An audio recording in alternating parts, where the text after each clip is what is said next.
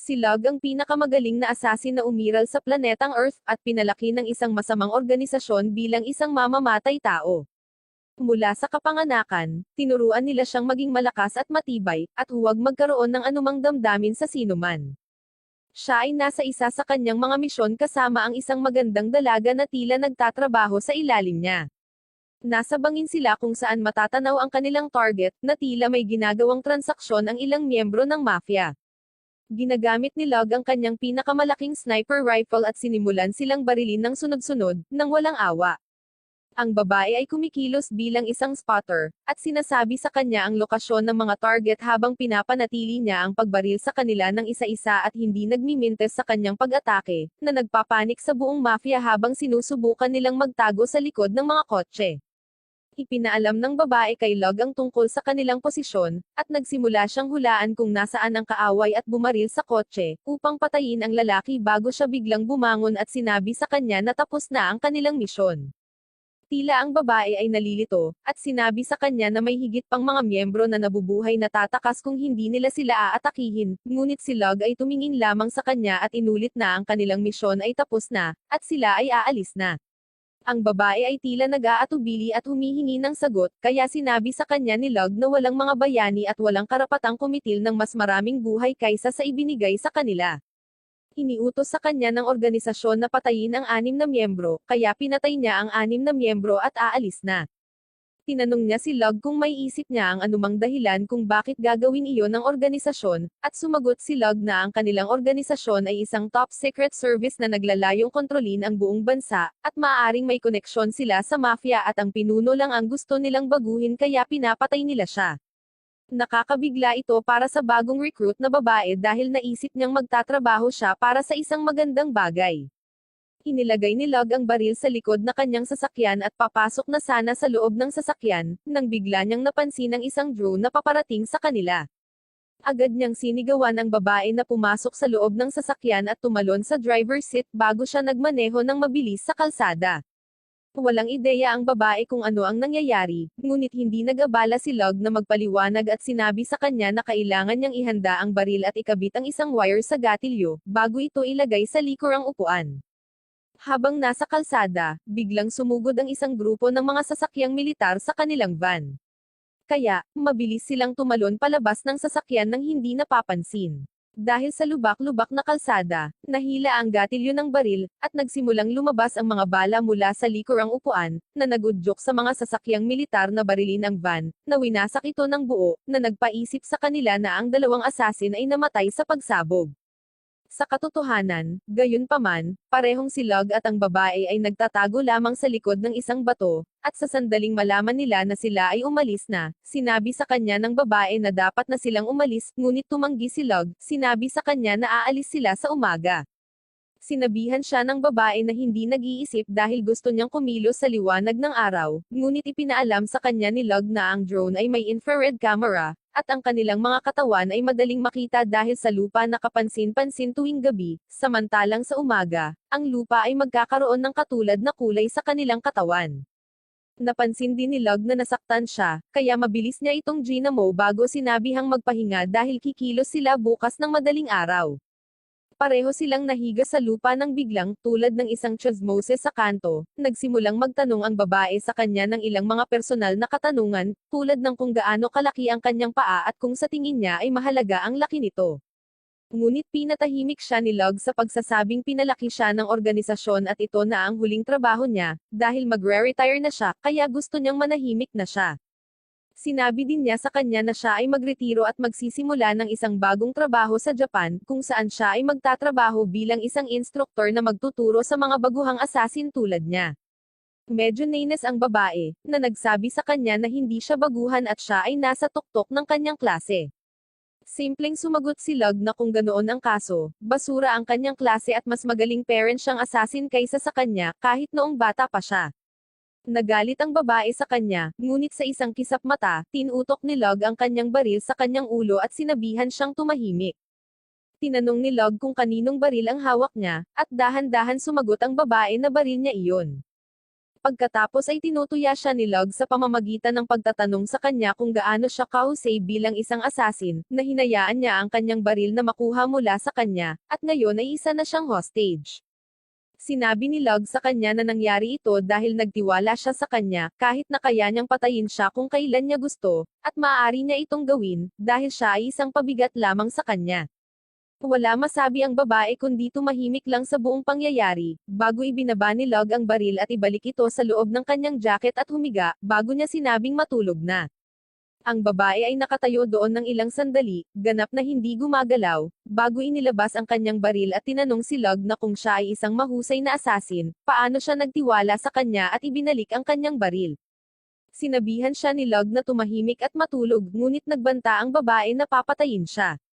Sumagot si Lug na hindi niya magagawa, dahil hindi siya amateur para ibalik ang isang baril na may bala sa isang babae na binyantaan niya, at pagkatapos ay ipinapakita ang mga bala sa kanyang kamay bago bumalik sa pagtulog. Kinaumagahan, bumalik sila sa kanilang base kung saan nakipag-ugnayan si Lug sa kanyang organisasyon, na bumati sa kanya sa pagkumpleto ng kanyang huling misyon at nagtanong kung buhay pa ang babae. Sinabi rin nila sa kanya na makukuha niya ang lahat ng kailangan niya sa drawer sa ibaba ng kanyang mesa, bago nila siya pasalamatan at pinutol ang tawag. Tiningnan ni Lug ang drawer at nalaman na mayroong 2 peking pasaporte at 2 tiket papuntang Japan. Dumating sila sa paliparan at sumakay sa eroplano, at sa wakas tila nerelax si Lug dahil magpapaulam na siya sa buhay ng pagiging assassin, nang bigla silang nakaramdam ng malakas na pag-alog sa eroplano, at may nag-check sa kanyang telepono upang makita ang balitang na hijack ang kanilang eroplano, at hindi man lang gumamit si Lug ng airplane mode sa phone niya. Tumakbo ang babae sa kanya at tinanong kung ano ang nangyayari at nasaan ang mga hijacker, ngunit sumagot si Lug na hindi ito kaso ng pag-hijack, ngunit isang kaso ng assassination ng organisasyon, at sa pagkakataong ito ang target nila ay si Lug mismo. Nawalan ng pag-asa ang babae at bumagsak sa lupa, habang si Lug ay naglalakad patungo sa piloto ng eroplano, kung saan sinubukan siyang pigilan ng isang flight attendant kahit na ang buong eroplano ay malapit nang bumagsak. Mabilis niya itong pinatumba bago makapasok sa driver's seat para lamang makita ang parehong mga piloto na pinatay. Umupo siya sa upuan ng piloto at sinubukang iligtas ang eroplano, ngunit napansin niya ang isang jet sa tabi niya, na bumaril ng missile sa kanila, at sa ganitong paraan, nabawian sila ng buhay. Nakaramdam si Lug ng matinding pagkadismaya tungkol sa pagtataksil, at nang imulat niya ang kanyang mga mata, nakita niya ang kanyang sarili sa isang ibang mundo kung saan matatanaw ang isang napakagandang diyosa. Tinutuya ng diyosa si Lug noong una dahil siya ang pinakamagaling na assassin sa Earth, ngunit pinagtaksilan ng sarili niyang organisasyon, bago tanungin ni Lug kung nasaan siya at kung bakit siya naririto. Sinabi ng diyosa sa kanya na bibigyan niya siya ng 2 pagpipilian. Ang una ay muling isilang sa Earth bilang isang sanggol na walang alaala kung sino siya dati, at muling mabuhay, hindi alam ang tungkol sa kanyang nakaraang buhay. Maaari din niyang piliin na muling magkatawang tao sa ibang mundo ng mahika at sorcery, kung saan pananatilihin niya ang lahat ng kanyang mga alaala at karanasan habang gumagawa ng bago. Tumingin si Lug sa kanya at alam niya na kung ang isang bagay ay mukhang napakaganda para maging totoo, malamang na ito ay hindi totoo, at pagkatapos ay tinanong niya ang diyosa kung sino ang gusto niyang ipa-assassinate. Ang diyosa ay nagulat sa kanyang kakayahan at sinabi sa kanya na gusto lang niyang patayin ang isang tao, at iyon ang bayani na ipinanganak sa mundong ito. Umupo ang diyosa sa isang upuan at inalok siya ng tiyaan na parang isang dalagang Pilipina. Si Lug ay umupo ngunit nahihirapang maunawaan or maniwala sa konsepto ng reincarnation. Sumagot ang diyosa na ito ay mas karaniwan kaysa sa maaring ipagpalagay ng ilan, at halos lahat ng mahahalagang kaluluwa ay binibigyan ng opsyon na muling magkatawang tao pabalik sa Earth ngunit wala silang maalala. Sinabi ni Lug na sawa na siya sa Earth at mas gugustuhin niyang pumunta sa ibang mundong, kung mapangalagaan niya ang kanyang mga alaala at kakayahan dahil sa lahat ng oras sa Earth, inisip niya ang kanyang sarili bilang isang walang emosyon na parang makina, ngunit nang malapit na siyang mamatay, nakaramdam siya ng kalungkutan at pagkabigo. Pakiramdam niya ay ginamit siya at pagkatapos ay pinagtaksilan ng mga nag-iisang organisasyon na pinagtrabahuan niya, at hindi man lang siya nagkaroon ng sariling buhay. Sinabi ng diyosa sa kanya na wala siyang pakialam sa gagawin niya sa kanyang buhay, at gusto lang niyang mapatay ang bayani sa oras na siya ay maging 18 years old. Hinawakan niya ang kanyang noo at inililipat ang lahat ng impormasyon tungkol sa bagong mundo mula sa wika, patungo sa kultura sa kanyang utak upang madali siyang makapagmanyobra. Ang mundo ay tila nakabatay sa panahon ng Middle Ages at halos kapareho sa Earth bukod sa katotohanan na ang ilang mga tao ay maaaring magsagawa ng mahika, at ang ilang mga tao ay may mga kapangyarihan na higit pa sa normal na mga kakayahan ng tao. Matapos maunawaan ang mundo, mayroong malaking tanong si Lug, at tinanong ang Diyosa kung bakit gusto niyang patayin ang isang magiting na bayani. Na kung saan ang Diyosa ay tumugon na ang bayani ay tatalunan ang Demon King, at pagkatapos na siya ay umabot sa edad na 18, siya ay magbabago habang ang kapangyarihan ay mapupunta sa kanyang ulo, at ito ay magreresulta sa kanya na sakupin ang mundo at sisirain ito. Tinanong ni Lug ang Diyosa kung maaari niyang patayin ang bayani kung kailan niya gusto, ngunit tumanggi ang Diyosa. Sinabi sa kanya na ang bayani lamang ang makakatalo sa Demon King, kaya kailangan niyang maghintay ng isang tiyak na tagal ng panahon para maging malaki ang bayani, at mapatay ang Demon King bago pa niya ito subukang lipulin ang mundo. Naiintindihan ni Lug ang kanyang misyon at sumang-ayon dito, na humantong sa pagpapakita sa kanya ng Diyosa ng isang grupo ng mga card na may iba't ibang kakayahan. Pinipili ni Lug ang isang bungkus ng mga baraha mula sa iba't ibang kategorya, at binibigyan ng espesyal na bonus na magagamit niya ang lahat ng 4 na katangian ng mahika. Binabati siya ng Diyosa ng swerte at ipinadala siya sa bagong mundo kung saan siya ay ipinanganak bilang isang sanggol sa isang magandang babae at isang mabait na lalaki. Ang pamilya ay kabilang sa isang mahabang hanay ng mga aristokrata na mga royal surgeon, ngunit sa likod nito, sila ay isang guild na lubos na sinanay ng mga assassins. Ito ay perpekto para kay Lug, dahil maaari niyang sanayin ang kanyang sarili na maging isang assassin nang hindi ito itinatago. Ilang taon na ang lumipas, at si Lug ngayon ay isang batang lalaki na nagsasanay na maging isang assassin mula nang siya ay makalakad. Pumasok siya sa loob ng kagubatan upang subukan ang kanyang mga kakayahan sa pamamagitan ng pangangaso ng kuneho. Hinanap niya ang mga bakas at tumakbo sa mga puno na may hindi kapani-paniwalang kagalingan, bago sumabit sa isang sanga at inatake ang kuneho ng diretso sa mata, na ikinamatay nito. Dinala niya ang kuneho pabalik sa kanyang bahay, at sinusubukan ng kanyang ina na lutuin ito para sa kanya, ngunit siya ay nag-ala Gordon Ramsay, at nagsimulang maghanda ng kuneho mismo. Alam niya na ang kanyang ina ay kayang magluto ng masarap na pagkain, ngunit siya ay pihikan sa pagkain at kinakailangan ng perpektong nutrisyon, at dahil walang mga protein shake sa panahong ito, kailangan niyang gawin ang kung ano ang mayroon siya. Gumagamit siya ng isang bungkus ng mga pampalasa, at halamang gamot sa tabi ng karne upang makagawa ng halos perpektong balanseng dieta, na tinatamasa niya kasama ang kanyang pamilya pagkatapos. Gayunpaman, ang kanyang ama ay bumangon at sinabi sa kanya na makipagkita sa kanya sa basement bago umalis sa silid. Sumunod si Lug at pumasok sa basement kung saan nakatayo na ang kanyang ama, at sinabihan niya itong alisin ang kanyang damit. Si Lug, gayunpaman, ay mabilis na nagubad bago magsimulang sabihin sa kanya ng kanyang ama na kailangan niyang mag-workout at gayahin si Rendon Labrador. Pagkatapos ay sinuri ng kanyang ama ang kanyang katawan upang makita kung ang kanyang dapat i-improve or kung mayroong anumang partikular na uri ng pagsasanay na kailangan niya. Pero lumalabas na si Lug ay ganap na malusog at mas maunlad kaysa sa mga batang kaedad niya.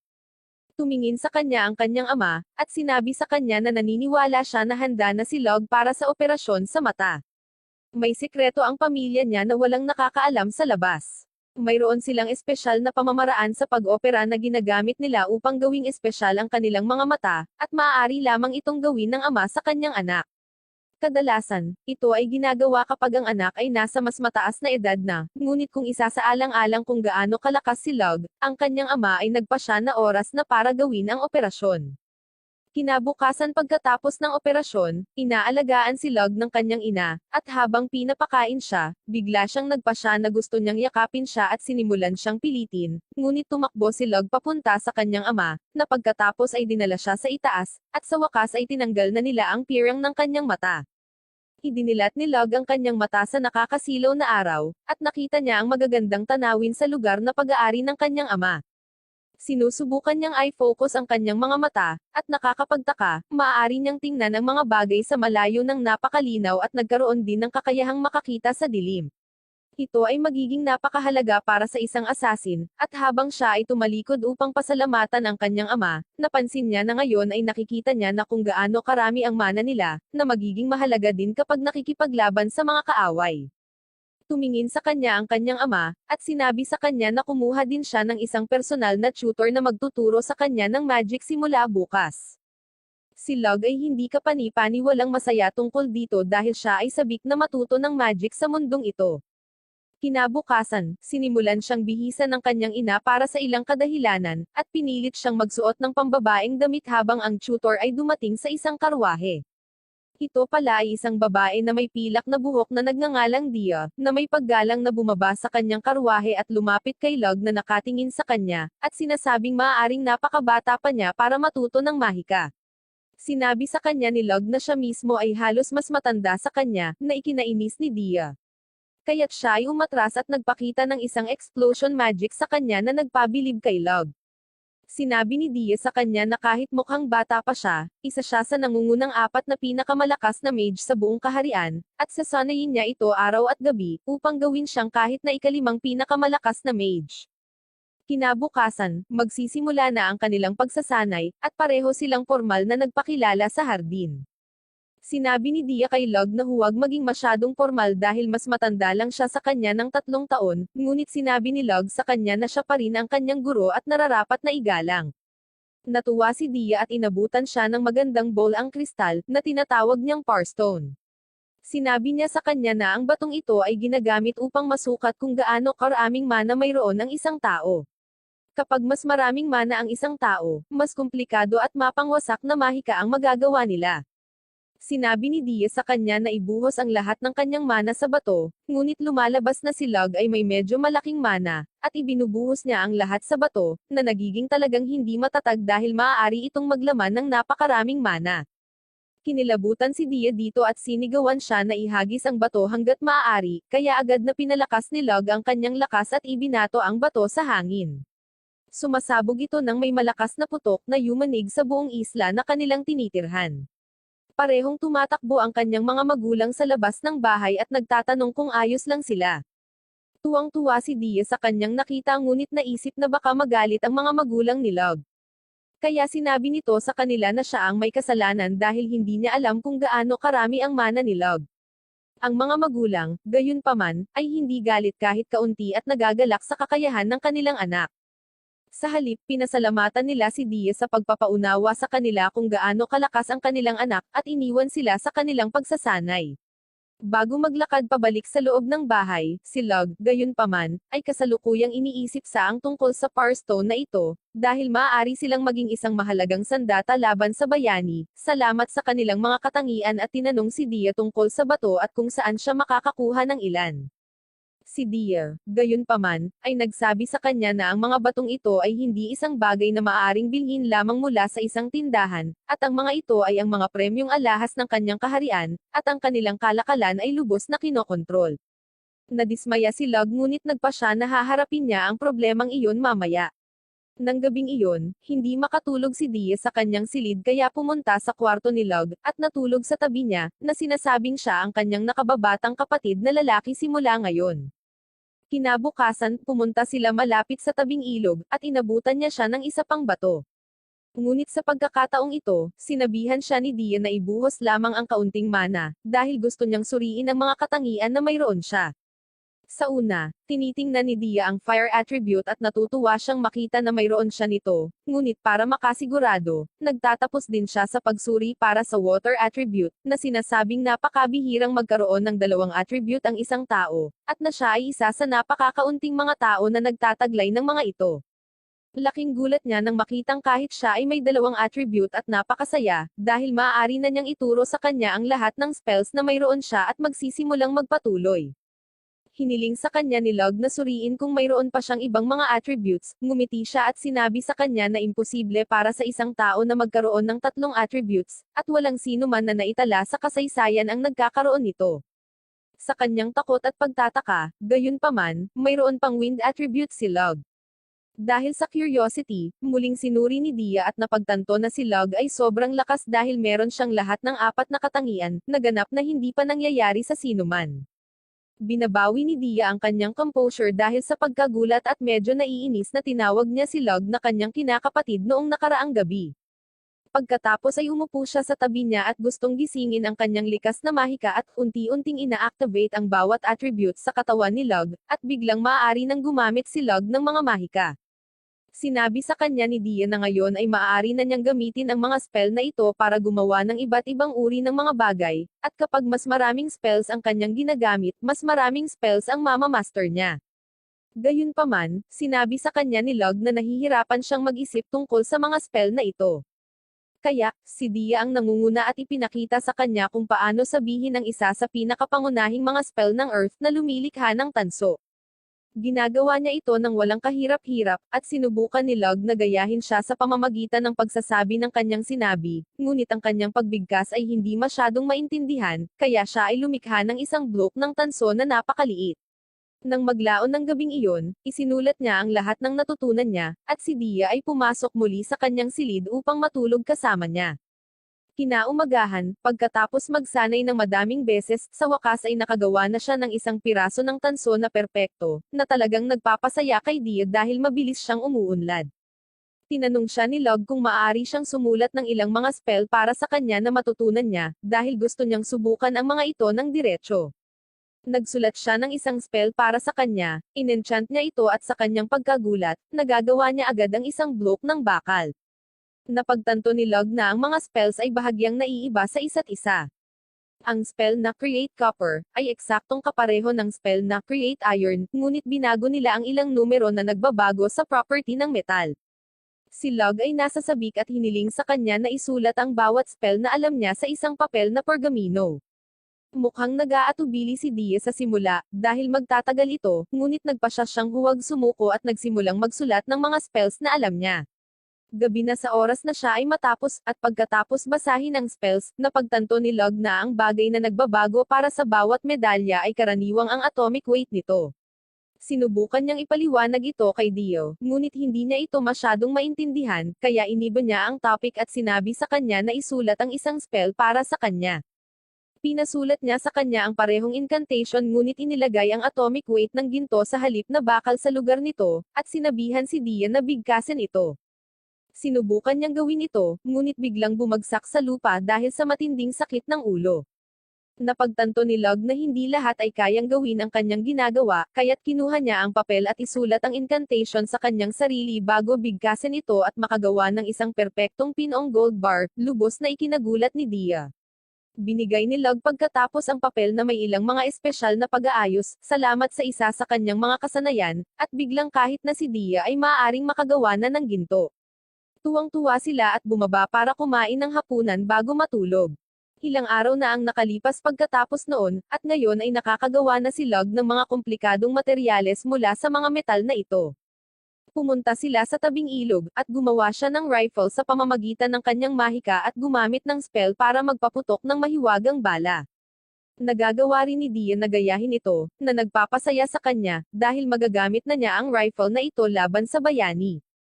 Ngunit wala itong sapat na lakas para sa isang taong napakalakas, kaya gumawa si Lug ng isang higanteng canyon at sinabihan si Dia na takpan ang kanyang mga tainga bago niya bombahin ang isla sa kanyang harapan, ganap na winasak ito. Si Dia ay medyo natakot sa pagsabog at umatras, habang sinisiyasat ni Lug ang canyon, napagtanto na ang baras ng canyon ay sumabog dahil sa malakas na putok. Tinanong niya si Dia kung gusto niyang subukan ito, ngunit tumanggi si Dia, sinabi sa kanya na ayos na siya sa paggamit lamang ng kanyang rifle sa ngayon. Sa gabing iyon, magkasama na naman sila sa pagtulog, ngunit mukhang malungkot si Dia dahil ito na ang huling araw niya dito, at kailangan niyang umalis kinabukasan pabalik sa sarili niyang kaharian. Bumangon si Lug at pumunta sa bintana, kung saan ginamit niya ang kanyang mahiwagang kakayahan upang lumikha ng talim ng kutsilyo mula sa titanium, na hindi pa nakikita sa mundong ito. Ipinakita niya ang talas nito, bago sabihin sa kanya na ito ang regalo niya sa kanya. Ngumiti si Dia at hinubad ang kanyang pendant, na may magandang parstone sa loob nito, at ibinigay ito kay Lug, na ipinangako sa kanya na pupunta siya upang makipagkita sa kanya kung gusto niya itong makasama. Kinabukasan, sumakay si Dia pabalik sa kanyang karwahe at umalis sa kaharian, pinasalamatan sila sa pagkalinga sa kanya sa kanilang mansyon at nangako na babalik siya balang araw. Ang tatay ni Log ay tumingin sa kanya at sinabi sa kanya na nararamdaman niya ang napakalaking halaga ng mana na nagmumula sa loob niya, at sa tingin niya ay handa na si Log para sa unang hakbang ng pagiging isang asasin. Nang gabing iyon, isinakay niya siya sa isang karwahe patungo sa isang malaking bilangguan, na naglalaman ng napakaraming inmates na ibinibigay sa pamilya nila para masubukan nila ang mga bagong gamot at magsanay sa pag-asasin sa kanila. Tinanong ni Log ang kanyang ama kung bakit niya ito pinalaki upang magkaroon ng emosyon ng tao, dahil ito ay magiging hadlang lamang sa kanyang mga kakayahan na mag-assassinate ng ibang tao, ngunit tiniyak siya ng kanyang ama sa pagsasabing ayaw niyang maging kasangkapan ng pag-assassinate si Log at gusto niyang magkaroon siya ng isang buhay sa labas ng kalakalang ito. Maaari siyang mamuhay tulad ng isang normal na tao kaysa sa isang asasin, at sinabi rin niya sa kanya na maaari niyang palaging tanggihan na pumatay ng isang tao, ngunit kung pumayag siyang gumawa ng isang assassination, dapat niyang kumpletuhin ito. Dinala niya siya sa isa sa mga selda at ipinakita sa kanya ang isang batang 19 anyos na babae na nakatali sa isang upuan.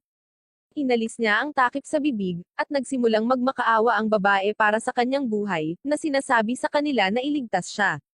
Ipinaalam sa kanya ng kanyang ama na pinasok niya ang bahay ng isang matandang mag-asawa, at nang bumalik sila, pinatay niya sila at sinunog ang kanilang bahay. Sinabi ng babae habang umiiyak na gusto lamang niyang makahanap ng pagkain at ang pagkamatay ng mag-asawa ay isang matapat na pagkakamali na siyang dahilan kung bakit niya sinunog ang bahay dahil sa sobrang takot niya. Nakiusap siya sa kanya na iligtas ang kanyang buhay, ngunit walang segundo o pag-aatubili, hiniwa ni Log ang isang kamay niya. Tila ang babae ay nagulat at nagsimulang sumigaw at magsalita ng masama sa kanila, sinisigawan ng tatay, na sinasabing kung magmakaawa siya kay Log para sa kanyang buhay, maaaring iligtas siya nito. Gayunpaman, alam ni Log kung ano ang mga taong katulad niya at inihagis niya ang kanyang kutsilyo sa kanyang lalamunan, na pinatay siya kaagad. Lumipas ang ilang taon, at ngayon ay 10 taong gulang na si Log. Isang araw, siya at ang kanyang pamilya ay pumunta sa palengke ng kanyang rehiyon, kung saan ang lahat ay tila abala sa pagbebenta ng kanilang ani, dahil malapit na ang taglamig. Ang kanyang ina ay abala sa pamimili, samantalang sinusubukang hanapin ni Log ang sino mang may mana sa kanila, ngunit nabigo. Kailangan niyang patayin ang bayani sa loob ng 8 taon, ngunit kakailanganin niya ng tulong upang makumplito ang misyon na ito. Ngunit ang problema ay bihira lang ang may kakayahan na magsagawa ng mahika, at walang sino man sa kanila ang gustong magtrabaho sa ilalim ng sino man, kaya sinusubukan niyang maghanap ng isang karaniwang tao na mayroong ilang uri ng mana sa loob ng mga ito na maaari niyang samantalahin. Kaya't lumipas ang mga buwan, at isang araw ay nagpasya siyang pumunta sa kagubatan para sa isang pangangaso, dahil ang mga snow sa taglamig ay magsisimulang bumagsak ng napakabilis ngayon. Siya ay pumasok sa kagubatan at tumingin sa paligid para sa anumang uri ng mga hayop nang bigla niyang marinig ang isang pag-ungol at idiniin ang kanyang ulo sa lupa, at narinig niya ang isang grupo ng mga lobo na humahabol sa isang biktima. Nagpasya siyang sundan ang tunog, at kung maaari, makipaglaban siya sa mga lobong ito. Ngunit nang makita niya sa wakas ang mga ito, napagtanto niya na sinusubukan nilang salakayin ang isang marumi at mukhang may sakit na babae. Sinalakay siya ng isa sa mga lobo, ngunit mabilis niyang inatake ng isang palaso sa ulo ang lobo, agad itong pinatay, at tumalon sa harap ng batang babae upang protektahan siya. Binibilang niya ang mga lobo at nagpasya na gagawin niya itong isa sa kanyang mga pagsasanay, at ibinigay ang kanyang kagamitan sa babae, bago kinuha ang kanyang matalim na kutsilyo. Inatake siya ng isa sa mga lobo, ngunit mabilis niyang sinaksak ito sa leeg, agad itong pinatay, bago sinaksak ang isa pa sa bungo nito. Sinubukan muli ng isa sa mga lobo na atakihin ang babae, ngunit dinepensahan niya ito, habang ang 2 pang lobo ay sabay na tumalon sa kanya at kinagat ang kanyang mga braso sa kanilang mga bibig. Sa kabutihang palad, nakasuot siya ng mga metal na gauntlets at pinaikot-ikot lamang ang kanyang katawan upang ibagsak ang mga ito sa lupa, bago sinuntok ang huling lobo ng diretso sa ulo, na pinatay silang lahat. Bumalik siya sa babae at tinanong siya kung ano ang ginagawa niya sa kagubatan ng mag-isa sa ganitong panahon. Ang babae ay natakot at ipinangako sa kanya na siya ay nawawala lamang at walang siyang masamang intensyon. Tinanong siya ni Log kung bakit siya naririto, at sumagot ang babae na ang kanyang pamilya ay napakahirap at wala silang sapat na pagkain para sa lahat, kaya pinalayas nila siya sa bahay at iniwan siyang mag-isa. Nakakita siya ng isang mabait na estranghero na nagsabi sa kanya na ang rehiyon kung saan nakatira ang pamilya ni Lug ay napakayaman, kaya't siya ay naglibot sa mga kagubatan upang marating ang kaharian na ito. Ibinigay ni Lug sa kanya ang kanyang jacket at nagsimulang magluto ng sopas para sa kanya. Binigyan siya nito ng mangkok at sinabihan siyang dahan-dahan itong kainin, dahil kapag mabilis niya itong kainin, baka mapaso siya. Ipinakilala niya ang kanyang sarili bilang tart at nagsimulang kainin ang mainit na pagkain, bago simulan ni Lug na isampi ang mga lobo at sinabi sa kanya ang kanyang pagkakakilanlan bilang anak ng lord ng lugar na ito. Nabigla si Tart at sinabi sa kanya na ito ay hindi kapani-paniwala, dahil ang isang diyosa ay bumisita sa kanyang pagtulog at sinabi sa kanya na mahahanap niya ang tagapagmanen ng rehiyon sa lalong madaling panahon, at sa wakas ay natagpuan niya siya. Napagtanto ni Lug na maaring sinusubukan siya ng diyosa na tulungan siya, kaya mabilis niyang tiningnan ang mana nito, at napagtanto na isa siya sa mga karaniwang tao na maaaring magsagawa ng mahika. Agad na nag-alok si Lug na pumunta siya sa kanyang lugar kung saan siya ay titira sa kanyang bahay at hindi na kailangang maghanap ng pagkain. Ang tanging bagay na dapat niyang gawin ay sundin ang kanyang mga utos sa lahat ng oras, at maaaring kabilang dito ang pagpatay sa ibang tao. Pagkatapos ay binigay niya sa kanya ang pangwakas na desisyon, nagtatanong kung gusto niyang sumama sa kanya, at masayang sumang-ayon si Tart na sinasabing hindi pa siya kailanman inanyayahan ng iba, at siya lamang ang nagsabi sa kanya na gusto niya itong makasama. Dinala niya siya pabalik sa kanyang lugar, at nagsimula siyang manirahan sa kanila. Lumipas ang 2 taon, at sa isang magandang araw, ginaisyang ni Tart si Lug, na tinawag siya para mag-almusal na. Lumaki si Tart na isang napakagandang babae na may magandang kalooban, at tila ginagawa niya ang bawat gawain para sa kanya. Mukhang gusto siya ng kanyang mga magulang, ngunit nang ipunta siya ni Lug sa kanyang lugar sa unang pagkakataon, sinabi sa kanya ng kanyang ama na maaari lamang niya itong panatilihin sa 2 kondisyon, sanayin si Tart sa kanyang sarili, at pangalawa tiyakin niya na kung sakaling magtaksil siya sa kanila, siya mismo ang papatay sa kanya. Sinabi ni Lug sa kanya na makipagkita sa kanya sa basement para sa isang regular na pagsusuri, at pagkatapos matiyak na ang kanyang paglaki ay mainam, sinabi niya sa kanya na maaari niya itong atakihin anumang oras na gusto niya. Sinubukang atakihin siya ni Tart ng kutsilyo, ngunit madali niya itong naiwasan. Lumalabas na siya ay talagang mahina pa sa paghawak ng mga kutsilyo, at ang tanging sandata na kapani-paniwalang mahusay siya ay ang sibat, ngunit ang problema ay ang kanyang sibat ay hindi masyadong madaling maitago at napakalaki para pumatay ng tao ng maingat. Si Lug ay nagpasya na siya ay gagawa ng isang bagay para sa kanya, at sa gabing iyon, siya ay pumunta sa basement muli, at nakita niya si Tart na nagsasanay sa kanyang mga kasanayan sa kutsilyo sa isang dummy target, ngunit hindi ito may sagawan ng maayos. Nahihiya siyang makita siya at humingi ng paumanhin para sa pagsasanay ng walang pahintulot niya, ngunit gumawa si Lug ng isang sandata para sa kanya na maaaring itupi sa maliit na sukat at maaaring itago, habang maaari din itong ituwid upang makagawa ng perpektong sibat.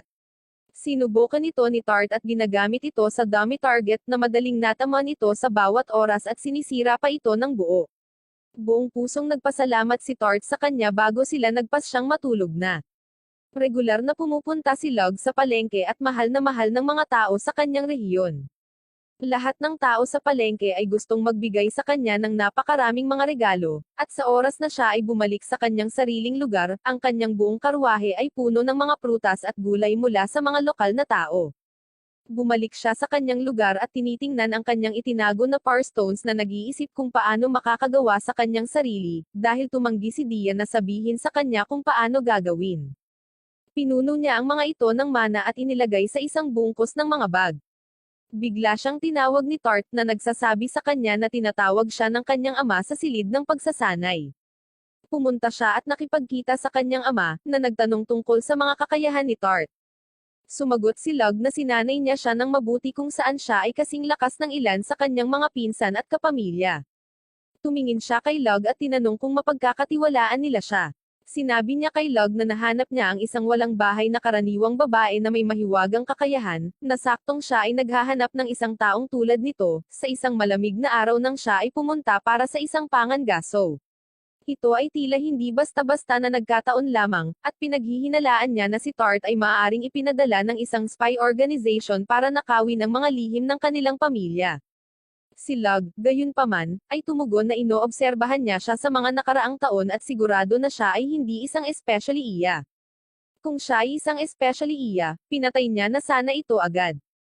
Sumagot ang kanyang ama na kahit siya ay nag-iisip na siya ay hindi isang especially iya at ito ay talagang nagkataon lang na nangyari.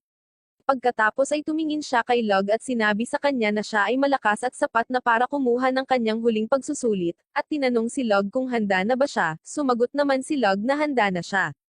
Pagkatapos sinabi sa kanya ng kanyang ama na lumabas dahil ang kanyang unang pagsubok ay upang labanan siya ng one-on-one sa labanan. Nagbihis si Lug at naglakad palabas, at pareho silang pumasok sa kagubatan. Si Lug ay medyo nakakalamang sa labanan hindi dahil sa siya may kaalaman tungkol sa assassination mula sa kanyang buhay ngayon, ngunit mayroon din siyang mga kasanayan at karanasan mula sa kanyang nakaraang buhay.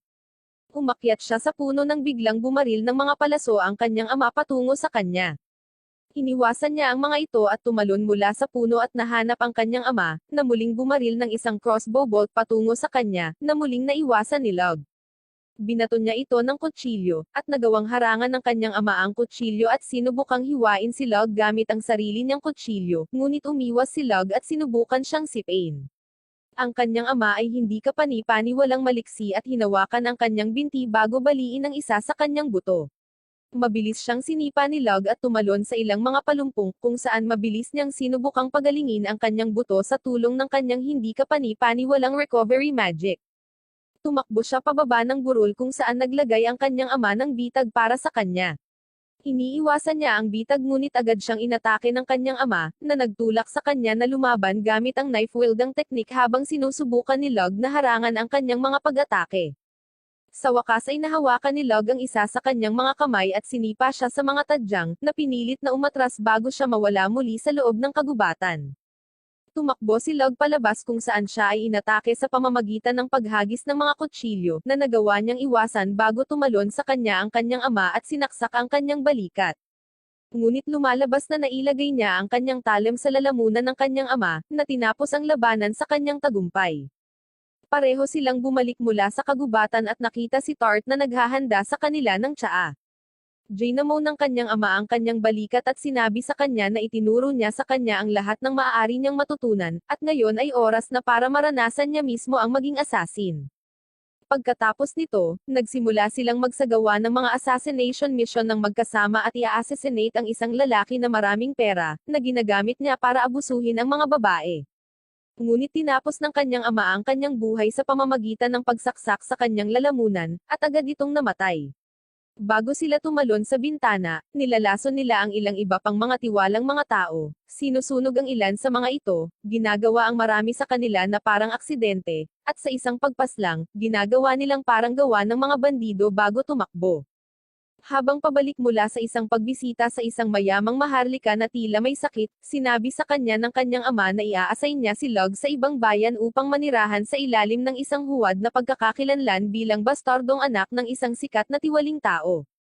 Sinabi niya sa kanya na kailangan niyang manatili ng 2 taon sa kanila, at ipakilala ang kanyang sarili bilang isang napakahusay na mangangalakal, na tutulong sa kanila sa higit pang mga pagpaslang dahil ang mga maharlika ay nag-aanyaya sa mga mangangalakal sa kanilang mga bahay ng napakadalas, at kadalasan ay hindi man lang sila sinusuri ng mga security guard. Sumasang-ayon si Lug sa misyon na ito, at sa kanyang pag-alis, ang kanyang ama ay nag-set up ng isang malaking despedida. Dumating sa lokasyon ang lahat ng kanyang extended family members dahil siya ang pinakabatang miyembro sa kasaysayan ng kanilang pamilya. Matapos ang huling pagsubok, buong pagmamalaki ng kanyang ama na si Lug ang magiging bagong pinuno ng pamilya pagkatapos ng kanyang kamatayan, na tila nagpapainis sa ilan sa mga miyembro ng pamilya. Ibinato ng isang lalaki ang kanyang baso ng alak kay Lug, na sinalo ito at ibinigay kay Tart. Tumanggi ang lalaki na kilalanin ng isang mas bata sa kanya na maging pinuno ng pamilya at gustong hamanin si Lug. Ang kanyang ama ay nagayos ng isang labanan sa pagitan nila, at kung ang lalaki ay manalo sa laban, si Lug ay hindi magiging pinuno, at sa halip ang lalaking humamon ang magiging bagong pinuno. Nagsimula ang labanan, at bago pa man makagalaw ang lalaki, lumitaw si Lug sa kanyang likuran na may hawak na kutsilyo sa kanyang lalamunan, na agad na tinapos ang laban. Napailing at napahiya ang lalaki, kaya't bumangon siya at sinubukang atakihin si Log, ngunit agad itong ibinaba, at binali ni Log ang kanyang braso, sinabi na bibigyan siya ng gamot, at maayos na ang nabali nitong braso sa loob ng 2 araw. Nagtatapos ang laban, at walang sino man ang nangahas na hamanin ang isang napakahusay na si Log. Maya-maya, lumabas si Log at tinawag ang lalaking nakalaban niya na pinsan niya para makipag-usap. Ang pinsan niya ay tila masungit, ngunit kinikilala ni Log ang kanyang lakas at sinabi sa kanya na kung siya ay magiging kanyang subordinate, siya ay siguradong lalakas pa. Sinabi sa kanya ni Log na sumali sa Royal Knights at magtrabaho sa ilalim niya. Ang pinsan niya ay tila nag-aatubili ngunit sa huli ay sumang-ayon sa kanya, at upang ipagdiwang ang pakikipagtulungang ito, inabot sa kanya ni Log ang isang magandang titanium sword bilang regalo. Kinabukasan, inayos ni Log ang kanyang gamit at tinulungan siya ni Tart na ilagay ang lahat sa karwahe, at naninindigan siya na sasama siya kay Log. Sumang-ayon si Log na sumama siya, at sinimulan nila ang kanilang paglalakbay sa bagong lungsod upang simulan ang kanilang bagong buhay. Sa wakas ay dumating si Log sa bagong bayan at nanirahan sa kanyang bagong tahanan. Ang bayang ito ay kilala sa mga mangangalakal at isa sa pinakamaunlad na rehiyon ng kahariang ito dahil sa kalakalan. Si Log ay agad na itinatago ang kanyang pagkakakilanlan sa pamamagitan ng pag-iiba ng kanyang buhok sa itim sa tulong ng mahika, dahil ang silver na buhok niya ay medyo kapansin-pansin sa mata ng mga tao. Nagsuot pa siya ng isang pares ng salamin, at nakumpleto ang pagbabago ng kanyang pagkakakilanlan. Nalaman niya ang tungkol sa isang orphanage sa lugar na ito na binubugaw ang mga batang babae para sa mayayamang lord, at nalaman na mayroon isang nakatirang babae doon na marunong ding gumamit ng mahika. Dahil dito, binisita ni Log ang ampunan. Pagdating niya sa bahay ampunan, lumapit siya sa bar at nadatnan niya ang isang magandang babae na may asol na buhok na umiiyak na may hawak na armas sa kanyang kamay, at susugatan na sana niya ang kanyang mukha dahil naisip niya na kung siya ay may pangit na mukha, ang mga tao ay hindi siya bilhin at aabusuhin. Hinawakan ni Log ang kanyang kamay at hiniling sa kanya na huminto, at mabait na sinabi sa kanya na dapat siyang ngumiti ng higit pa, dahil mas maganda siya kapag nakangiti. Naisip ni Log na magandang sabihin ang bagay na ito sa isang batang babae na nakaranas ng pang-aabuso. Siya ay sinamahan ng may-ari ng bahay ampunan sa loob, at isang grupo ng mga batang babae ang nakatayo sa harap niya, kabilang ang isang may sugat sa mukha. Napagtanto kaagad ni Log kung saan nakuha ng babaeng may asol na buhok ang kanyang ideya. Sinuri ni Log ang kanilang mga mana, at napagtanto na ang babaeng may asol na buhok lang ang tanging may mana, at sinabi niya sa may-ari na bibilhin niya siya. Sinabi sa kanya ng may-ari na ang kanyang pangalan ay Maha at siya ay isang espesyal na babae, kaya't sisingilin niya siya ng triple sa normal na presyo. Ngunit si Log ay isang mayamang lalaki at hindi nahihirapang magbigay ng ganoong kalaking pera sa kanya.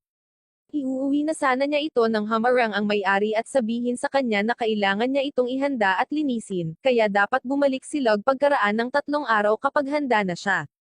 Tumingin si Log kay Maha, na mukhang natakot sa panukalang ito ngunit sumasang-ayon siya, ngunit binabalaan ni Log ang owner na binayaran na niya ito, ibig sabihin ay bahagi na siya ng kanyang pamilya ngayon, kaya dapat walang masamang mangyari sa kanya. Sumang-ayon ang owner sa kanya, at umalis na si Log. Ang owner, gayunpaman, ay may mga alternatibong plano dahil gusto niyang gamitin siya ng ilang beses upang kumita ng karagdagang pera bago niya siya ibigay kay Log. Kaya't hinugasan niya ito at isinakay sa isang karwahe patungo sa mansyon ng isang maharlika. Ngunit sa daan, si Maha ay nakatakas at tumakbo sa loob ng kagubatan. Ang isa sa mga alagad ng owner, gayunpaman, ay may mana rin at naabutan siya at hinawakan siya mula sa likuran. Sasaktan na sana niya ito nang dumating si Log at hinawakan ang kamay nito. Laking gulat ng lalaki nang makita siya doon at sinabihan siyang iwanan siya, ngunit pa-impulse siyang hinampers ni Log sa lupa. Dumating ang owner sa pinangyarihan at laking gulat niyang makita si Log doon. Sinabi ng owner sa kanya na dapat niyang kunin ito pagkatapos ng 3 araw, kaya tinanong kung ba't andito si Log. Ngunit sinabi sa kanya ni Log na wala siyang tiwala sa kanyang pagmumukha noong nakita niya siya, at ang owner ang pinakamataba at pinakapangit na nakita niya sa kanyang buong buhay. Sinabihan ng owner ang kanyang alagad na saktan si Log, at ang lalaki ay tumakbo palapit sa kanya upang suntukin siya, ngunit umiwas lang si Log at agad na binali ang kanyang braso. Sinubukan ng owner na atakihin siya mula sa likuran, ngunit umiwas si Log at itinulak siya sa puno, na naglalagay ng kutsilyo sa kanyang lalamunan. Pagkatapos ay tinanong niya si Maha tungkol sa kung ano ang nangyayari sa kanila doon, at sinabi niya sa kanya na siya at ang iba pang mga batang babae ay mga ulila na dating magkasama sa mga kalye. Dati silang nagbibigay ng mga tour sa mga turista sa lungsod at nakakuha ng maliit na halaga para sa mga paglilibot at ilang pera mula sa restaurant na nagbayad sa kanila upang dalhin sila doon. Hindi sila gaanong nasasaktan, ngunit masaya sila at kontento sa kanilang buhay. Isang araw, gayunpaman, bigla silang sinalakay ng mga lalaki, at sinubukan sila ni Maha na pigilan, ngunit nagtagumpay sila sa pagkuha sa kanila at ibinalik sila sa bahay ampunan. Inihagis nila ang mga ito sa isang silid at binigyan sila ng isang pares ng mga gulay upang pakainin ang kanilang sarili sa buong linggo, at dahan-daang sinimulan ang pagbugaw sa mga batang babae ng isa-isa sa mga taong makikitungo sa kanila ng masama. Paulit-ulit itong nangyayari sa halos lahat ng babae, at nang ang isa sa mga babae ay na-depress na, gumamit siya ng armas sa kanyang sariling mukha upang makakuha ng mga peklat sa kanyang sarili upang walang bumili sa kanya. Ipinadala ni Log sa isang lugar si Maha at sinet up ang isang maharlika. Sa sandaling sinubukan siyang abusuhin ng lalaki, isang grupo ng mga gwardya ang pumasok sa silid at hinuli siya. Bumalik sila sa orphanage kung saan inayos ni Log ang disfigured na mukha ng babae sa pamamagitan ng kanyang magic, at kinuha si Maha upang simulan ang kanyang bagong buhay kasama niya. Ilang oras na ang nakalipas mula nang kunin ni Log si Maha sa ilalim ng kanyang proteksyon, at gumagawa din siya ng kamanghamanghang trabaho para sa kumpanya ng Baylor. Ngunit ang may-ari ng Baylor Company, ay humiling kay Log na tingnan ang kanyang anak na tinamaan ng isang kakilakilabot na lagnat. Pagkatapos lamang ng isang pagsusuri at pagbibigay ng gamot, bumuti na ang pakiramdam niya. Ang lalaki ay nagpapasalamat kay Log ng buong puso, ngunit ipinaalala ni Log sa kanya na ito ay isang sikreto at hindi niya maaring sabihin sa sino man ang tungkol sa panggagamot na ito, kahit na sa kanyang ina, at masaya siyang sumang-ayon. Ipinaalam ni Baylor kay Log na siya na ang nag-asikaso sa lahat ng papeles, matagumpay at legal nilang inampan si Maha bilang nakababatang kapatid ni Log. Mukhang masaya si Log tungkol dito, dahil makakatrabaho niya ito nang hindi pinaghihinalaan. Maya-maya, dinala niya si Log sa isang silid, at ipinakita niya sa kanya ang plano para sa isang tindahan sa isang pangunahing intersection ng lungsod. Sinabi ni Baylor na nagbukas siya ng isang tindahan ng alak noong nakaraan, ngunit tuluyan itong bumagsak na napilitang isara ito. Pero ngayon ay gusto niyang ibigay ito kay Log, dahil naniniwala siyang siya lang ang makakapagbigay ng bagong buhay dito. Mukhang nag-aalangan si Log ngunit pumayag pa rin, at bumalik sa kanyang lugar kung saan pinaghandaan siya ni Tart at Maha ng masarap na hapunan. Sabay silang nagdi-dinner bago sabihin ni Log ang mga plano niya. Sinabi niya sa kanila na binigyan siya ng rende ng isang tindahan, at kailangan niyang gamitin ito para isulong ang kanyang layunin na patayin ang bayani ng mahusay hanggat maaari. Ipinaliwanag niya na ang unang layunin ng tindahan ay ang kumita ng mas maraming pera hanggat maaari, dahil ito ay magreresulta sa hindi pagsara ng tindahan anumang oras, at ang pangalawang layunin ay ang magbenta ng isang bagay na magpapaakit sa mga maharlika upang makalapit sila sa kanila. Tinanong siya ng dalawang babae kung mayroon ba siyang anumang iniisip na item, at sinabi ni Log sa kanila ang tungkol sa kanyang mga plano na magbenta ng mga pampaganda at matamis na pagkain sa kanyang tindahan, lalo na sa mga gusto ng maharlikang babae. Si Maha, gayunpaman, ay pinutol siya sa pagsasalita at tinanong siya tungkol sa kung paano niya maiengganyo ang mga ito na bumili, dahil mayroon ng maraming mga tindahan na partikular na nagbebenta ng mga pampaganda sa mga babaeng ito, at napakahirap na subukan at makuha ang mga mamimili na bumili sa kanilang kumpanya ng biglaan. Napagtanto ni Log na maaaring ito ay isang problema ngunit sinabi sa kanya na mayroon siyang plano, at ipapakita niya ito sa susunod na araw sa harap ni Baylor at ng kanyang asawa. Nang gabing iyon, ang dalawang babae ay pumunta sa kanyang silid at matutulog kasama niya upang hindi makaramdam ng pag-iisa. At kinabukasan, pumunta silang lahat sa bahay ni Baylor kung saan nag-aayos sila ng pagpupulong at umupo ng magkasama. Mukhang nandidiri ang misis ni Baylor kay Log dahil naniniwala siya na anak siya sa labas ng kanyang asawa, at tinatakpan ang mukha niya para hindi maulanghap ang kanyang hininga. Sinabi sa kanila ni Log ang tungkol sa kanyang mga plano, ngunit katulad ni Maha, kahit si Baylor ay hindi masyadong sigurado kung paano nila maisasagawa ito ng maayos, dahil kahit na lumikha sila ng mga pampaganda na may mataas na kalidad, pipiliin pa rin ng mga tao ang mga kilalang brand kaysa sa kanilang sariling brand. Gayunpaman, sinabi sa kanya ni Log na hindi sila makikipagkompetensya sa kanila. Sa katunayan, gagawa sila ng isang bagay na makadagdag sa mga pampaganda na ibinebenta ng mga kumpanyang ito. Sinasabi niya sa kanila ang tungkol sa kung paano ang makeup ay isang hassle upang ilagay, at ginagawang hindi kapani-pani walang tuyo ang balat kapag inalis ito sa pagtatapos ng gabi. Ngunit nakagawa siya ng isang espesyal na cosmetics na maaaring ganap na mapuksa ang problemang iyon, at makakatulong sa mga tao na protektahan ang kanilang mga balat sa lahat ng oras. Lumalabas na sa mundong ito ang moisturizer ay hindi pa naiimbento, at nagulat ang asawa ni Baylor sa imbensyon na ito ni Lug. Si Lug ang kauna-unahang tao na gumawa ng moisturizer sa mundong ito, at sinabihan sila na pipigilan nitong maging tuyo ang kanilang balat at mapipigilan din ang mga kosmetiko na mapinsala ang kanilang balat. Kinuha ng babae ang bote mula sa kanyang mga kamay at inilapat ng kaunti sa likod ng kanyang kamay, na nabigla sa kung gaano kakinis ang kanyang balat.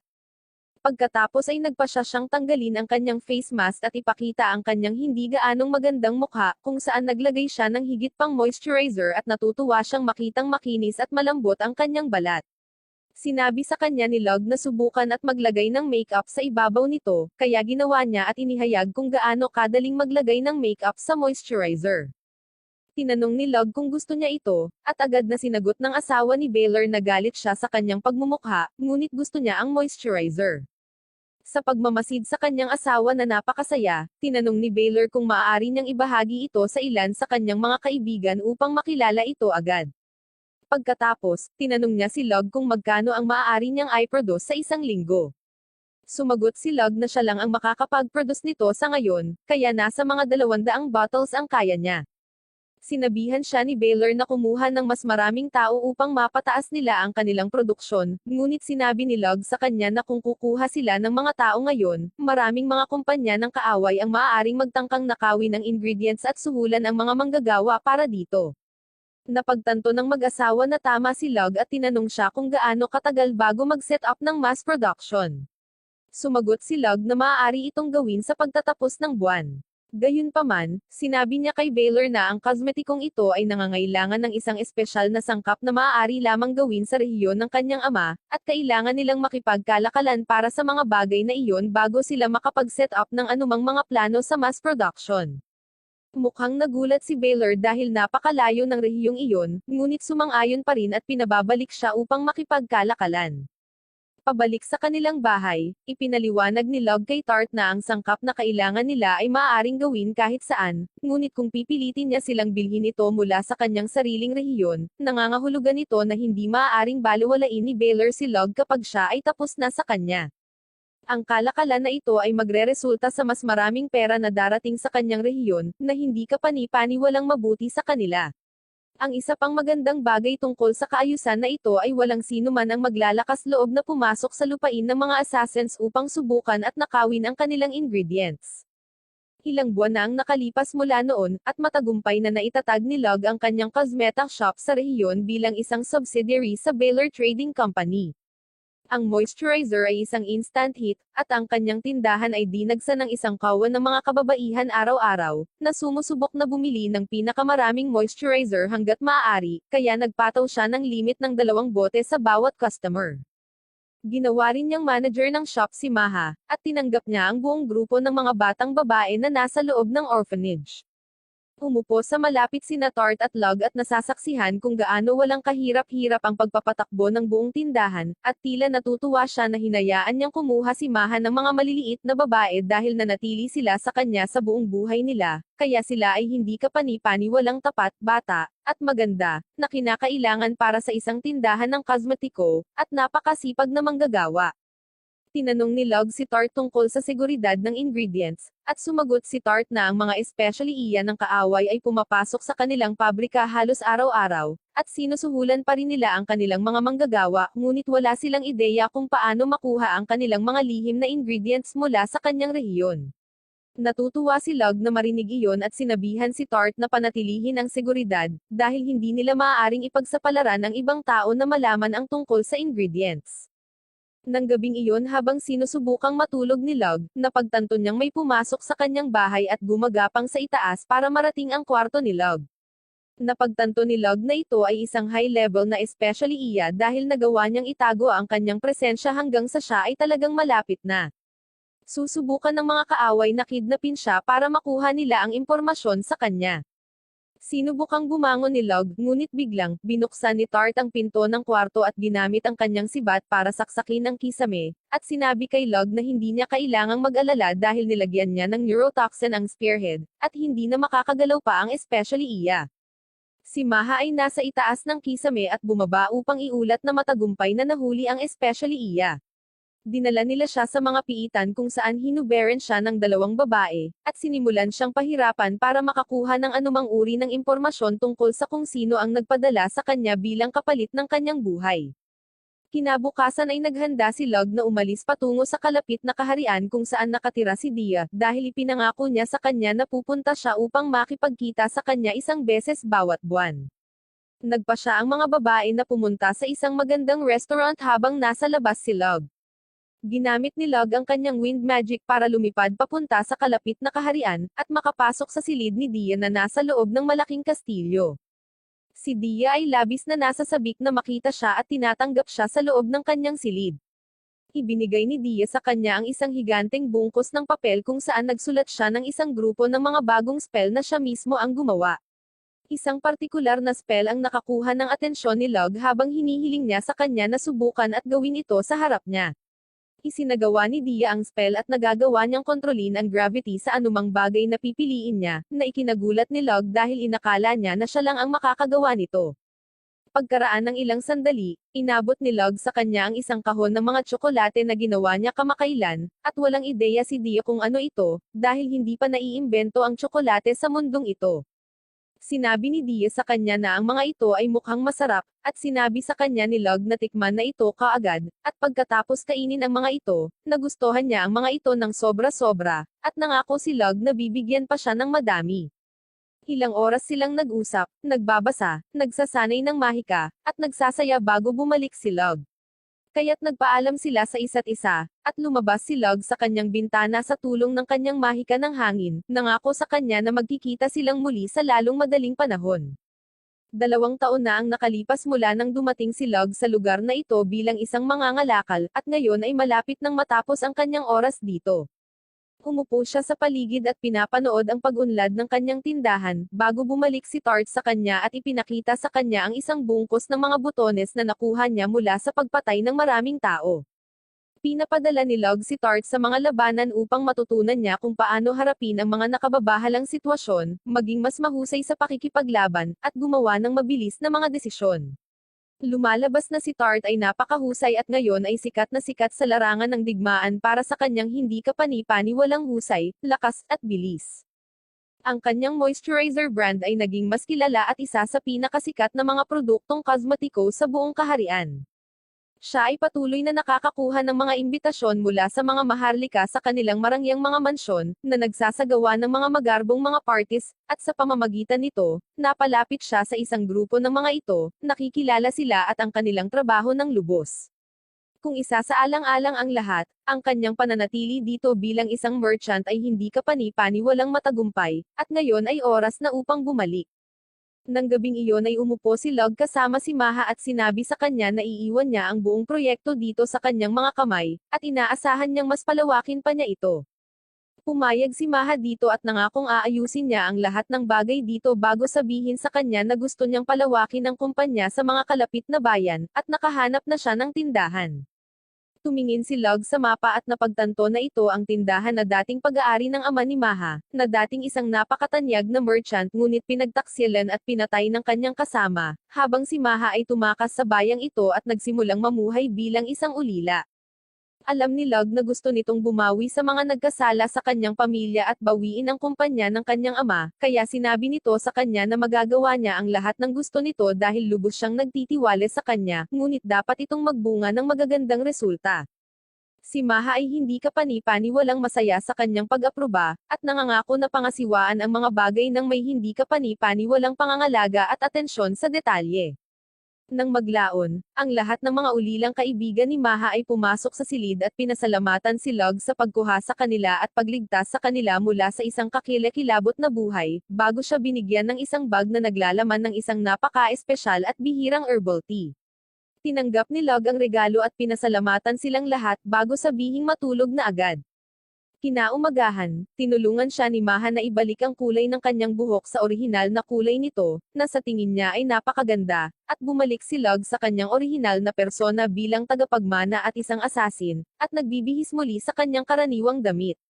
Sumakay si Lug sa karwahe at nagpaalam kay Maha bago umalis na kasama si Tart pabalik sa rehiyon. Mukhang medyo nalungkot si Tart dahil naging maganda ang relasyon niya kay Maha, kaya nangako si Lug na hahayaan niya itong makita si Maha kung kailan niya gusto. Habang pauwi, sinabi ni Lug sa kanya na may nararamdaman siyang mana at sinabihan ang driver na huminto.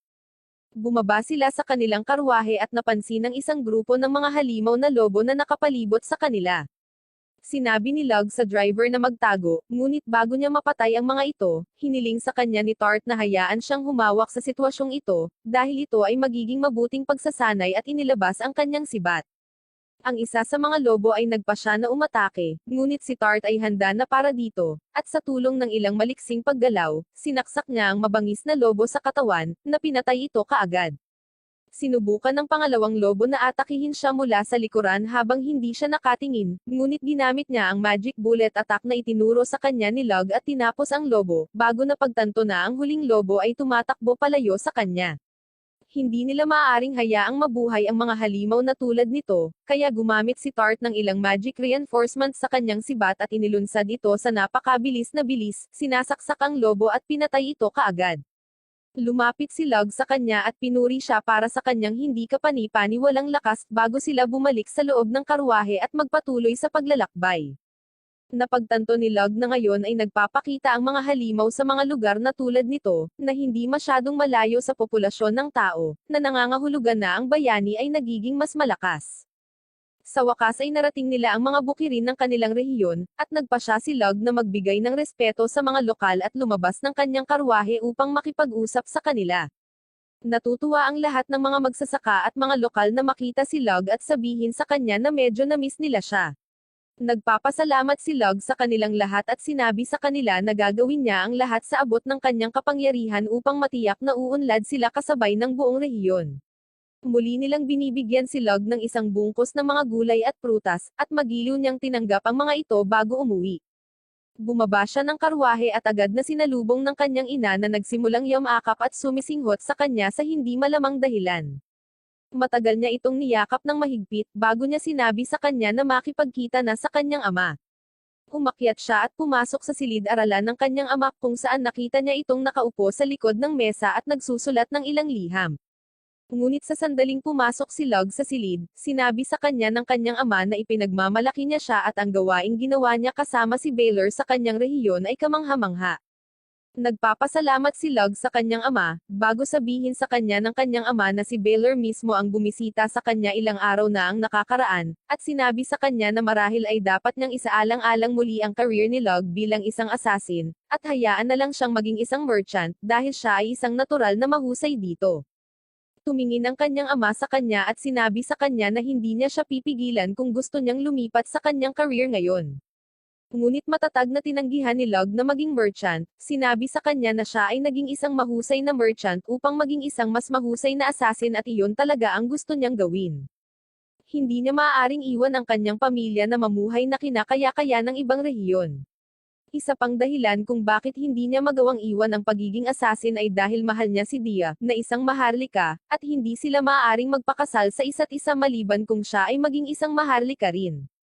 Pinagtatawanan siya ng kanyang ama at sinabi sa kanya na nagpagan ito sa loob niya, at sinabi sa kanya na ngayon ay bibigyan niya siya ng aktwal na solong pagpatay dahil dati ay sinasamahan lang niya ang kanyang ama sa gayong mga pamamaslang, at ang tanging napatay niya ay mga inmates.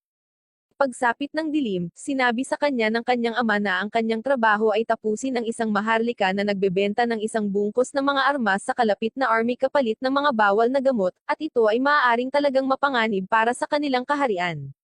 Sinabi sa kanya ni Lug na naiintindihan niya ang misyon at tatapusin niya ang lalaki nang hindi mag-iiwan ng bakas. Noong gabing iyon, lumakad si Lug kasama si Tart at ipinaliwanag ang kanyang misyon sa kanya, bago isulat ang mga detalye sa isang piraso ng papel at ikinabit ito sa isang kalapati na maghahatid nito kay Maha.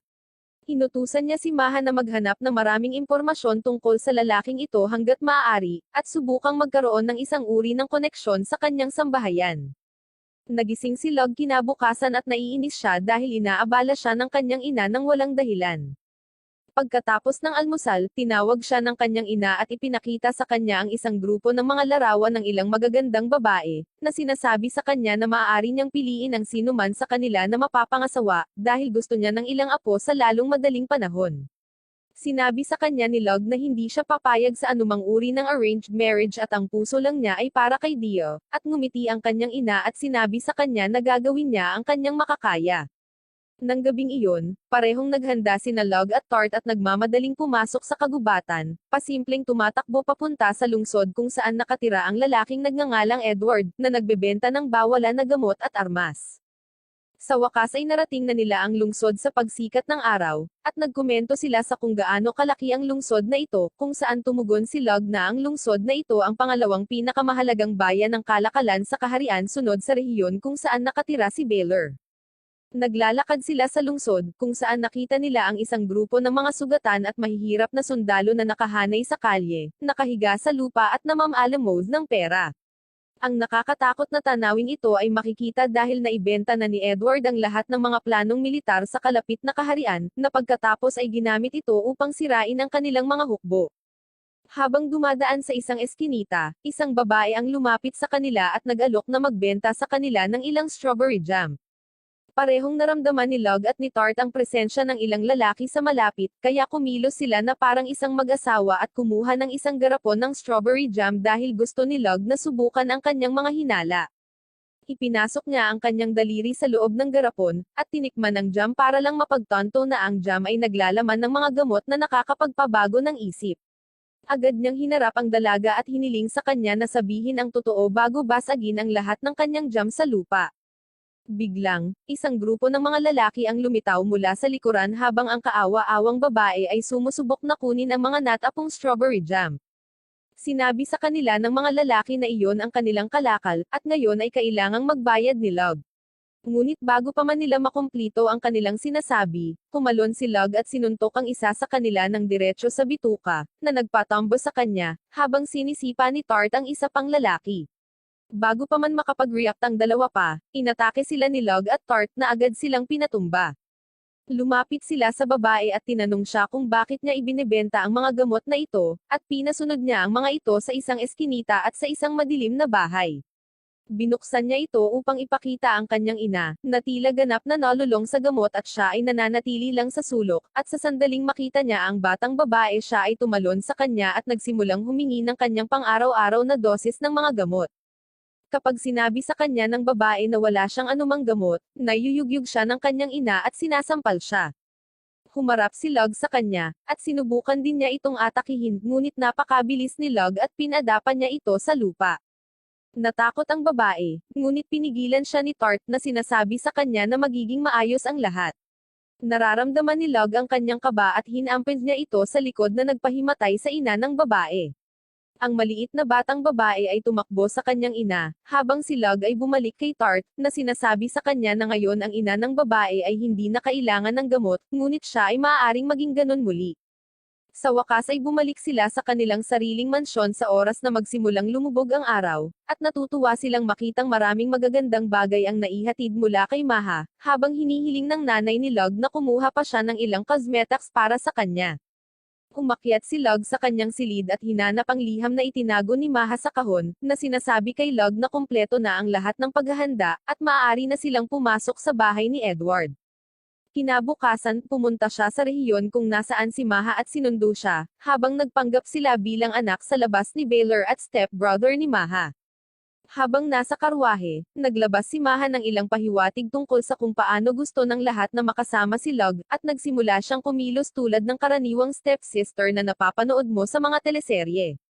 Si Log, gayunpaman, ay isang alpha male na nagsasabi sa kanya na siya ay tapat sa kanyang pag-ibig na si Dia, at hinding-hindi mag-iisip tungkol sa sino mang ibang babae. Sa wakas ay nakarating na sila sa mansyon ni Edward at sinalubong sila ng kanyang asawa, na tila excited na makita silang dalawa. Hinihikayat nila siya tungkol sa kung paano niya gustong subukan muna ang kanilang mga produkto at suriin ang mga ito, dahil ang asawa ni Edward ay isang TikToker na maraming followers na halos lahat ay mga kababaihan. Halatang na-flattered siya sa kanyang sarili tulad ng iba pang influencer, at iniimbitahan sila sa loob bago magsimulang subukan ang kanilang mga bagong produkto. Napansin ni Lug na ang babae ay nagsusuot ng napakaraming mamahaling bagay, kaya tinanong niya ito kung maayos ang takbo ng kanilang negosyo, at sumagot ang babae na ilang taon bago sila naghirap at mga maharlika lang sa pangalan. Ngunit kamakailan lamang ay nagsimulang umunlad ang negosyo ni Edward, at ngayon ay kayang-kaya na nilang bilhin ang lahat ng mararangyang bagay na kaya ng ibang maharlika na pamilya. Gayunpaman, bago pa siya makapagsalita, pumasok si Edward sa silid at natutuwa siyang makita ang kanyang mga bisita at ang kanyang asawa. Lumapit si Edward sa kanyang asawa at nagsimulang lambingin siya sa harap nila, at mukhang naiirita si Lug sa kanilang ginagawa. Pagkatapos nagpapasalamat si Edward kay Lug sa pagpunta dito, dahil alam niya na ang Baylor Trading Company ay kadalasang napaka-busy at tila tunay na masaya na makitang masaya ang kanyang asawa. Kinausap niya si Lug ng pribado at sinabihan siyang huwag subukang akitin ang kanyang asawa, kung hindi, aakitin din niya ang nanay ni Lug, na sinasabing hindi niya ito magugustuhan. Tiniyak siya ni Lug, gayunpaman, na sinasabi sa kanya na mahal siya ng kanyang asawa, at sinabi ni Edward kay Lug at Maha na manatili sa gabing ito, dahil magkakaroon sila ng isang party at tiyak na mag-e-enjoy sila. Pareho silang sumang-ayon dahil gusto nilang mas makilala pa ang lugar na ito. Sa gabi, ang lugar ay puno ng mga maharlikang babae na hindi makaget over sa produkto ni Lug. Pagkatapos ng party, umalis silang lahat, ngunit bumalik si Lug sa isang banging na nakaharap sa kanyang mansion kasama si Tart, nakasuot ng all black. Ginagamit niya ang kanyang spell upang lumikha ng rifle bago i-lock at i-load. Naghihintay na dumating si Edward dahil sinabi ng kanyang asawa kay Lug na gustong-gusto ni Edward na umaakyat sa balkonahe upang makita ang buwan tuwing gabi bago matulog. Si Tart ay nagbabantay habang hinihintay ni Lug ang paglabas ni Edward. Sa kabutihang palad, pumunta si Edward sa balkonahe na may dalang isang baso ng alak sa kanyang kamay. Tinutukan ni Lug si Edward at binaril ito diretso sa kanyang ulo, na pinatay siya ng isang bala bago itabi ang kanyang baril at sinabihan si Tart na umalis na kaagad. Bago sila umalis, gayunpaman, napansin ni Lug ang asawa ni Edward na tumakbo palabas sa balkonahe, at hinawakan ang katawan nito habang umiiyak dahil tunay silang nagmamahalan. Dahil dito, napagtanto ni Lug na hindi siya isang walang pakiramdam na makina sa pagkakataong ito, at talagang nararamdaman niya ang sakit na maaaring pinagdadaanan ng asawa ni Edward. Siya, gayunpaman, ay walang pinagsisisihan tungkol sa pagpaslang na ito at bumalik kasama si Tart pagkatapos makumplito ang kanilang misyon. Nang makabalik siya sa kanyang mansion noong isang araw, nakita nila ang isang lalaki na nakahandusay sa sahig, brutal na nasugatan, habang sinusubukan siyang pagalingin ng kanyang ama at ng kanyang ina. Nagulat si Lug nang makita ito at tinanong ang kanyang ama kung okay ang lahat, at sumagot siya na napakasama ng mga bagay, at nakakuha sila ng isang misyon. Walang ideya si Lug tungkol sa nangyayari at hiniling niya sa kanyang ama na magpaliwanag, at tumugon ang kanyang ama na nakatanggap sila ng kahilingan sa pag-assassinate. Nang tanungin ni Lug kung sino ang dapat nilang patayin, sumagot ang kanyang ama na kailangan nilang patayin si Dia mismo. Tinanong ni Lug ang kanyang ama kung sino ang nag-utos ng pagpatay, at sumagot ang kanyang ama na ang ama mismo ni Dia ang nag-utos sa kanya ng pagpatay. Ito ay lubos na nagpabigla kay Lug na walang ideya kung ano ang sasabihin sa kanyang ama at tinitingnan ang kanyang mukha na parang ito ay isang uri ng biro. Sinabi sa kanya ng kanyang ama na maaari niyang tanggihan ang trabaho kung kinakailangan, ngunit tinanong ni Lug ang kanyang ama kung bakit niya isinaalang-alang ang trabahong ito. Itinuro sa kanya ng kanyang ama na ginagawa lamang nila ang mga assassinations para sa kanilang sariling kaharian, at hindi kailanman nakikialam sa ibang mga kaharian dahil maaari itong lumikha ng masamang relasyon sa pangkalahatan. Ang pagpatay sa anak na babae ng pinakamakapangyarihang lord ng kalapit na kaharian ay lilikha ng maraming salungatan sa pagitan ng dalawang mapayapang kaharian. Ipinaliwanag sa kanya ng kanyang ama na ang kaharian ni Dia ay sinalakay ng isang kaaway na kaharian, at nakuha na nila ang isang bungkus ng mga bagay at inihimlay ito sa lungsod kung saan nakatira si Dia. Ayon sa ama ni Lug, ang kaharian ni Dia ay hindi kailanman isang puwersang militar at mas nakatutok sa magic at kalakalan, kaya hindi sila handa para sa labanang ito. Malakas at mabilis na sumalakay ang kaharian ng kaaway, agad na sumulong sa kanilang mga harang, kung saan binyantaan nilang sakupin ang buong lungsod at sinunog ang lahat ng bahay bago pinatay ang lahat ng lalaki, babae, at bata. Ang kaaway na Lord ay mayroon lamang isang kahilingan at sinabi sa ama ni Dia na maliban kung ipakasal niya ang kanyang anak na babae sa kanya, sisirain niya ang buong kaharian. Ang tatay ni Dia ay labis na na-stress at matapos ang pakikipag-usap kay Dia, sumang-ayon siya sa kaayusan at ikakasal na sana ang kanyang anak na babae sa kaaway na Lord, ngunit ang sarili niyang mga sundalo at mga tao sa lungsod ay nagrebelde laban sa kanya, dinakip siya sa sarili niyang kastilyo dahil hindi nila gusto na ang kanilang pinakamamahal na si Dia ay ikakasal lamang sa kung sinong lalaki. Ang mga hukbo ay naglunsad ng isang kontra-atake, at bawat solong sibilyan ay bumuo ng isang voluntaryong hukbo upang maprotektahan si Dia sa lahat ng mga panganib. Sinabi sa kanya ng kanyang ama na alam ng tatay ni Dia na ang tanging paraan para protektahan si Dia ay ang pek-ay ng kanyang pagkamatay, at ibalik siya sa kaharian na ito na nakabalat kayo kasama si Lug. Bigla, nagsimulang magkaroon ng kahulugan ang lahat kay Lug, at agad niyang sinabi sa kanyang ama na tinatanggap niya ang trabaho at agad na naghahanda na umalis sa kaharian. Bago siya umalis, gayunpaman, biglang may matinding revelasyon ang kanyang ama at sinabi sa kanya na ang ina niya ay tiya ni Dia, at si Dia ay pinsan ni Lug. Ito, gayunpaman, ay hindi malaking bagay para kay Lug dahil ang kailangan lang niyang gawin ngayon ay iligtas ang kanyang pinakamahal na babae. Aalis na sana siya nang tumakbo si Tart sa kanya at sinabi sa kanya na gusto niyang sumama sa kanya, ngunit tumanggi si Lug noong una, sinabi sa kanya na wala siyang sapat na mana upang maabot ang kaharian ni Dia sa tamang oras. Medyo nalungkot si Tart ngunit pagkatapos ay sinabi sa kanya na kung tatakbo siya diretso sa kaharian ni Dia ng buong bilis, kahit na siya ay mauubos ang malaking tipak ng kanyang mana bago pa man magsimula ang labanan. Nakiusap si Tart sa kanya na hayaan siyang tulungan siya, at kapag tinanong niya kung paano, sumagot si Tart na gagawa siya ng paraan para sa kanya. Sa wakas ay sumang-ayon si Lug, na pagtanto na kakailanganin niya ng tulong, at nagsimula silang tumakbo. Si Tart ay bumubuo ng isang kalasag habang tumatakbo sa unahan ni Lug, nagtatago sa likod niya.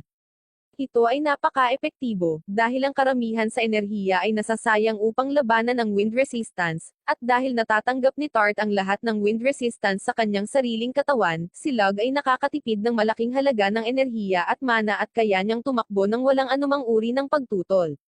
Matapos tumakbo ng halos isang araw, napansin niyang naaabot na ni Tart ang kanyang limitasyon, ngunit nagkunwari itong ayos lang siya. Hiniling sa kanya ni Lug na huminto, dahil ito ay sapat na, ngunit si Tart ay tumanggi at patuloy na tumatakbo, na sinasabi kay Lug na tutulungan niya siya anuman ang mangyari. Ilang oras pang tumatakbo si Tart ngunit sa wakas ay natangay siya pagkatapos mawasak ang kanyang kalasag. Agad na tumalon si Lug at sinalo siya sa hangin at pinoprotektahan siya mula sa anumang pinsala, sinisigurado ni Lug na ayos lang siya at nagpapasalamat siya sa lahat ng tulong na nagawa niya bago tuluyang umalis. Matapos ang hindi mabilang na oras ng pagtakbo, sa wakas ay narating ni Lug ang lugar na malapit sa lungsod at nakitang ganap itong napapalibutan ng mga tropa ng kaaway. Binibilang niya ang mga tropa ng kaaway na malapit sa 1,500 katao, samantalang si Dia ay mayroon lamang 200 tropa at nasa matinding disadvantage. Nagulat siya nang malaman na hindi pa nila tuluyang nasa salakay ang kastilyo kasama ang kanilang mga tropa, pero maayos na ang lahat dahil dumating na siya. Mabilis siyang tumakbo pagkatapos tingnan ang tanawin at inilabas ang kanyang rifle, at nagsimulang maghanap ng mga gumagamit ng mahika sa mga sundalo. Sa sandaling malaman ni Lug ang lahat ng mga gumagamit ng mahika, sinimulan niyang barilin sila ng paisa-isa.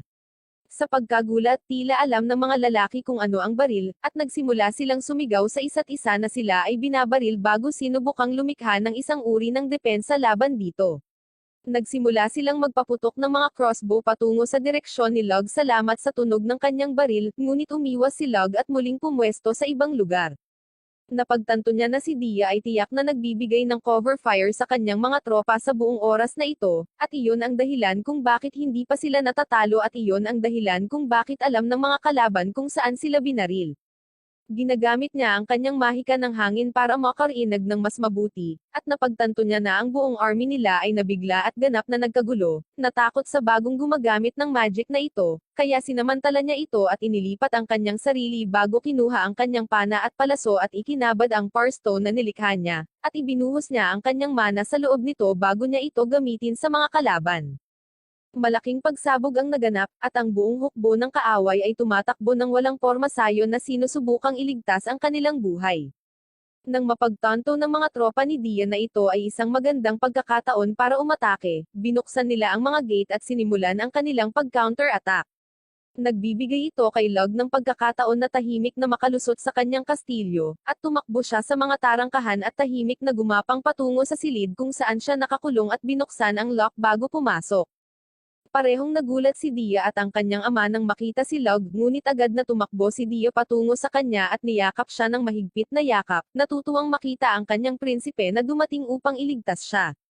Nagpakilala si Lug sa ama ni Dia at sinabi sa kanya na siya ang kanyang magiging manugang, at narito siya para iligtas si Dia. Napagtanto ng kanyang ama na si Lug ay umiibig kay Dia at binibigyan siya ng kanyang mga pagpapala, at sinabi sa kanya na dalhin siya ng ligtas. Tinanong ni Lug ang tungkol sa kanyang plano, at inihayag ng ama ni Dia na mananatili siya sa likod at takpan ang kanilang pagtakas habang mag-aamok at kumuha ng pansin ng kaaway hanggat maaari.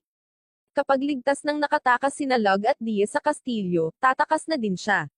Sumang-ayon si Lug sa kanyang plano at idinagdag na susunugan niya ang silid, at ipapamuka nila na kinitil ni Dia ang sariling buhay dahil siya ay nalulumbay dahil maraming sundalo ang namamatay para sa kanya.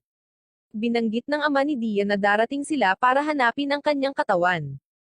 Si Lug ay isang Boy Scout na laging handa at kinuha na ang isang patay na sundalo mula sa battleground at itinukod siya sa dingding, bago sinabihan si Dia na kailangan niyang buksan ang mga bintana at sumigaw ng buong puso na hindi na niya kayang tiisin ang labanang ito, at tatapusin na ang sarili niyang buhay para matigil na ang lahat ng ito.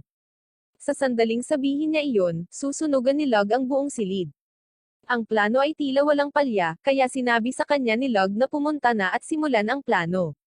Naglakad si Dia patungo sa bintana at binuksan ito, ngunit nang sisiga na sana siya, nakaramdam si Lug ng kakaibang pakiramdam, at talagang nabalisa siya.